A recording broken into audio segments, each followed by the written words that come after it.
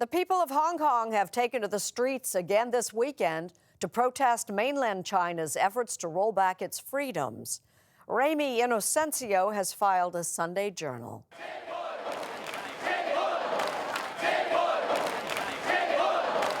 From peaceful protest to firebombs and gunshots. This has been Hong Kong's summer of discontent. If we don't fight, there's no future for us. Jimmy Lai was smuggled out of China at the age of 13 in a fishing boat. He's now one of Hong Kong's billionaire tycoons, supporting the protests with young people leading the way.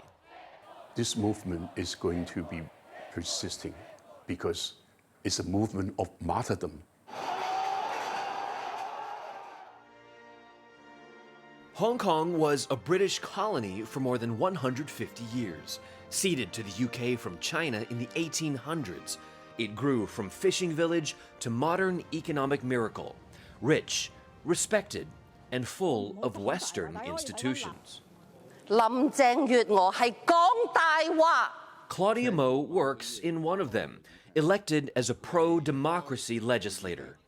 Hong Kong people have managed to learn about universal values, human rights, democracy, rule of law. The writing has been on the wall, and the Hong Kong people just didn't realize or didn't pay enough attention to it. More than a century and a half of British administration will come to an end. The roots of this struggle date back to 1997, when the UK, in the person of Prince Charles, handed Hong Kong back to China.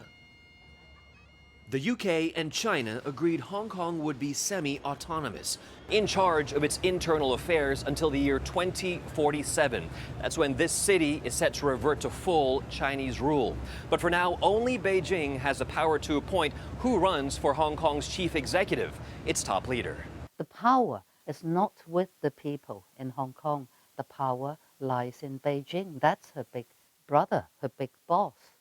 What was the government doing, I suppose, that inspired you to start getting active? At first, it was, of course, the extradition bill.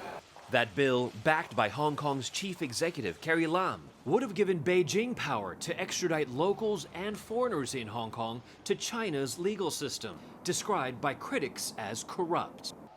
The protests began in June, at first peacefully, with a 1 million-person march, organized by Bonnie Lung and the Civil Human Rights Front. We all know that legally, Hong Kong will be part of China. But what we really want to do is to preserve our system that we had enjoyed all our lives. The weeks stretched to months. Violence on both sides ratcheted up, spreading to the legislature, the airport, and the subways.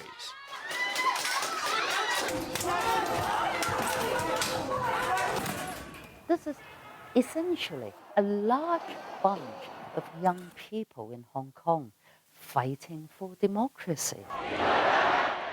The demonstrators added to their grievances, demanding the resignation of Carrie Lam, amnesty for arrested protesters, and an independent probe into police brutality. They literally beat up not only protesters, but normal Hong Kong people, innocent people, every single day. Not everyone champions the protests. Our economy is bleeding. You know, a lot of people will lose their jobs. Regina Ip is a pro-Beijing lawmaker and supported the extradition law. She also supports the police. Currently, the priority, must be to help the government bring back order, because Hong Kong is suffering tremendous reputational damage. This past week, Carrie Lam finally blinked.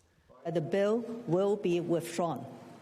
But critics say it's too little, too late. Will you still keep going out to protest? Yes, I'm still going to fight for freedom. Gavin, like many other protesters, I hope you guys can forgive me. Has written a will. He keeps it a secret from his family in his backpack, with instructions if he's killed. If you die, is it worth it? Yes, it's worth it because I'm doing the right thing. How does that make you feel as a mother of two yourself? Well, they think they have nothing to lose, and they've been carrying letters to their parents or the brothers and sisters in their rucksack, saying that, no, I can't do this. There are fears this could come to a bloody climax. Just across the border, the People's Armed Police, China's paramilitary, has been moving forces and equipment into place. And state media has broadcast troops staging drills in which they suppress riots. Supporters of Beijing say it's just saber rattling. I think it's a show of force, more as a deterrent and a shot across the bow. But there are those who still remember. We all know what happened 30 years ago in Tiananmen Square. Chinese government is not particularly known for loving their people, but they're known for killing their own people. This weekend, protesters again took to the streets, standing up for what they believe, they say, no matter the cost.